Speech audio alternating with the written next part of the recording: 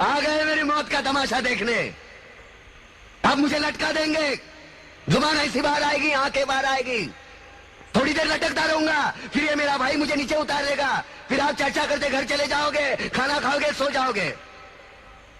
तुम्हारी ये नामर्दानगी, बुज़दिली एक दिन इस देश की मौत का तमाशा इसी खामोशी से देखेगी। कुछ नहीं कहना मुझे तुम्हें, कुछ नहीं।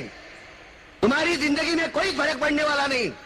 अंधेरे में रहने की आदत पड़ी है तुमको, गुलामी करने की आदत पड़ी है।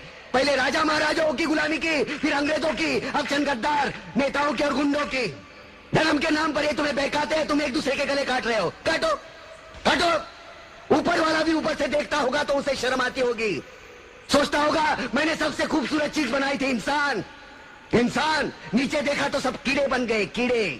कीड़े रेंगते रहो, सड़ते रहो और मरो। आए और गए, खेल खत्म। तो जिए मालूम नहीं, तो मरे मालूम नहीं। कलम वाली बाई क्रांति लाना चाहती थी, कलम के जोर पर काले वर्तमान को खत्म करना चाहती थी। कौन समझा उसकी बात को? सब साले मुर्दे, जिंदा लाशें। किसे जगाती वो? मैं जाग गया, कुछ अच्छा काम करके जा रहा हूं, सुकून है। लेकिन ध्यान में रखना, तुम्हारी ये खामोशी कल तुम्हारे बच्चों के लिए रोना बन जाएगी। ये कानून वाले, वर्दी वाले नेता, इन्होंने अपना ईमान बेच दिया। एक दूसरे को जलाते वक्त तुम्हारा ईमान कहा गया था, भाड़ में।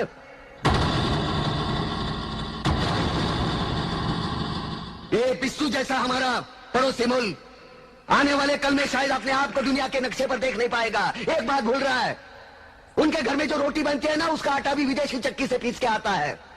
साले अपने खुद के देश में सुई नहीं बना सकते और हमारे देश को तोड़ने का सपना देखते हैं। वो ये सपना देख सकते हैं क्योंकि उन्हें मालूम है ये मुर्दों का देश है। वतन के लिए किसी को कोई हमदर्दी नहीं है। इसे तोड़ना बिल्कुल आसान है। मैं हिंदू, मैं मुसलमान, मैं सिख, मैं फलाना, मैं ढिमका।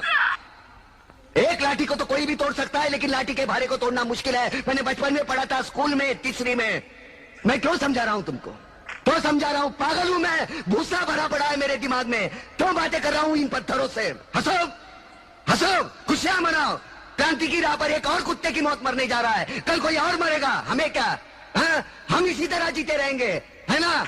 जियो भाई जियो, जैसे चाहिए वैसे जियो। मैं हिजड़े की जिंदगी जीना नहीं चाहता। ए ला, चल चल ला।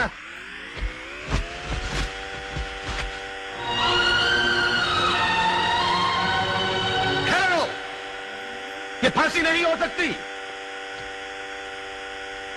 उन देशद्रोहियों के खिलाफ जो सरकार को सबूत मिले हैं, उससे साबित होता है कि प्रताप ने उनको मारकर देश का उद्धार किया है। इसलिए भारत के राष्ट्रपति ने उसकी सजा माफ कर दी है।